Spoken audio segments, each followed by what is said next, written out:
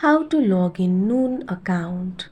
Open the Noon application on your device. Tap on the option account that you can see at bottom. Tap on the option login or sign up. Make sure the option for login is selected. Tap on the field of email address. Enter your email over here. Tap on the option continue. Enter the OTP. If you have set up the password, you can also be redirected to enter the password. I'm just going to enter the OTP. Open the Gmail on your device. Find the email sent by Noon.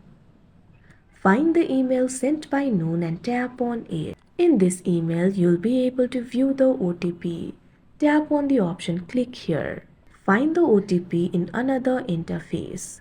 Tap on the option copy. Go back to the Noon application. Enter the OTP over here.